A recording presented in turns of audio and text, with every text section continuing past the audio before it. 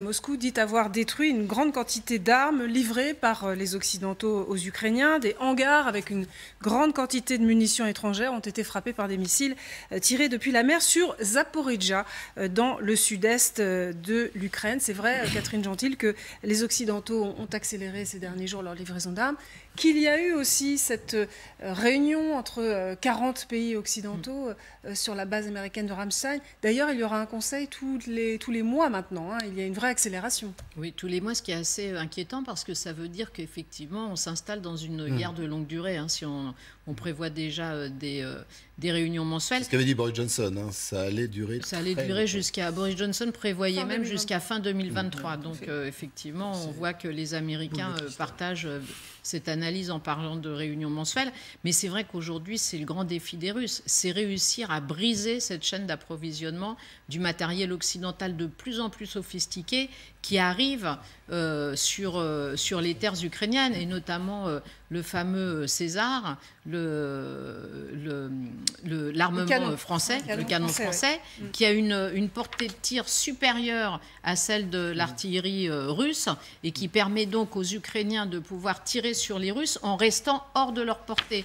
Donc effectivement, si les Russes réussissent à casser la chaîne d'approvisionnement, pour eux, c'est une manière effectivement de rester plus protégés, si l'on peut dire, des attaques possibles des Ukrainiens. Donc c'est pour ça qu'ils vont effectivement beaucoup se concentrer sur les zones sur lesquelles arrivent les fournitures d'armement occidentales. Et c'est aussi parce que au début de l'offensive, quand ils pensaient prendre toute l'Ukraine, par exemple, ils ne voulaient pas détruire les ponts, ils ne voulaient pas détruire les centres ferroviaires principaux, parce qu'ils pensaient eux-mêmes les utiliser pour leur propre logistique. Maintenant qu'apparemment ils ont réduit leurs prétentions, si je puis dire, sur le Donbass et le Sud, ils peuvent se permettre, parce qu'ils savent qu'ils n'en auront pas besoin, vers l'Ouest, de détruire ce qui permet d'acheminer les armements occidentaux. Général, peut-être des victoires russes pour le moment sur des centres où seraient stockés du matériel ou des munitions, mais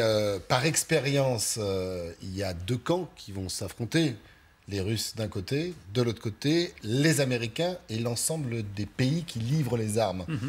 Est-ce que la Russie pourra continuer à fournir ses troupes en matériel, en munitions, puis surtout en hommes? Écoutez, c'est là où le facteur temps va être décisif, parce que les Russes le savent très bien, avec des Ukrainiens qui vont se renforcer en quantité et en qualité de systèmes d'armes, l'équilibre des forces devrait être rapidement réalisé, et peut-être après une certaine supériorité des Ukrainiens. Donc c'est un peu la course contre la montre, et c'est la raison pour laquelle, même si les Russes savent qu'ils ne vont pas empêcher complètement le renforcement des Ukrainiens, mais par ces bombardements, ils instaurent de l'insécurité, et qui a pour but essentiel de freiner ces renforcements, d'obliger les alliés à prendre davantage de précautions, de discrétion, et donc de ralentir le processus. Je pense que c'est ça le but premier, parce que quand on voit la carte, pas de doute que les courants d'approvisionnement qui viennent de l'Ouest utilisent des itinéraires très diversifiés, la plupart du temps camouflés, et donc les Russes ne pourront pas faire face à tout ça.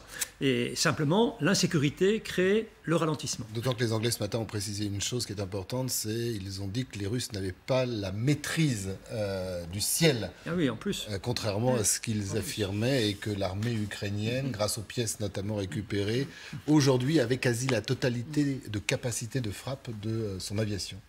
Absolument.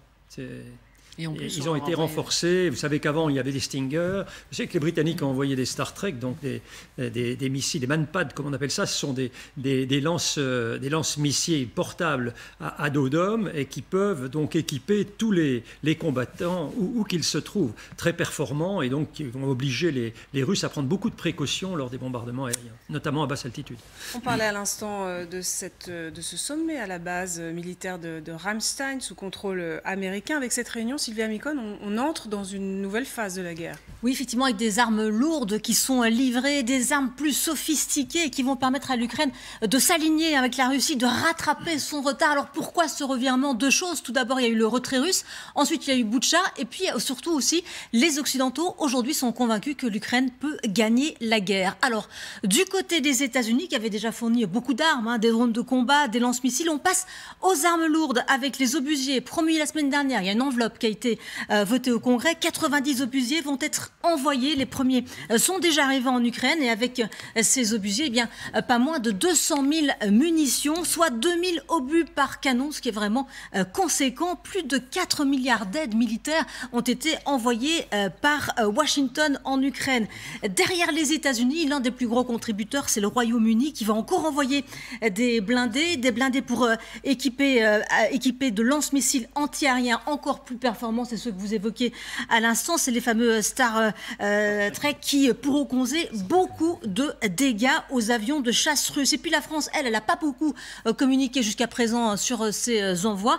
Mais ça y est, elle vient d'annoncer l'envoi de canons César. C'est l'un des meilleurs au monde. Il permet d'envoyer des obus à une distance de 40 km. Et l'Allemagne, dans un tournant de sa politique, on verra des blindés anti-aériens, les Gepard, qui datent de la guerre froide. Au final, on aura des armes plus sophistiquées qui vont permettre de répliquer au bombardement russe de longue portée, plus de blindés et une maîtrise du ciel toujours plus performante. Des Russes, quant à eux, on évalue mal la qualité, la quantité des troupes sur le terrain. Ils ont perdu jusqu'à 30% de leur effectif, ce qui a entaché leur grande capacité de combattre. Le problème, Sylvia, et on le répète depuis bien longtemps maintenant, c'est quand est-ce que ces armes sont opérationnelles sur le terrain. Le temps presse, on le voit dans le Donbass.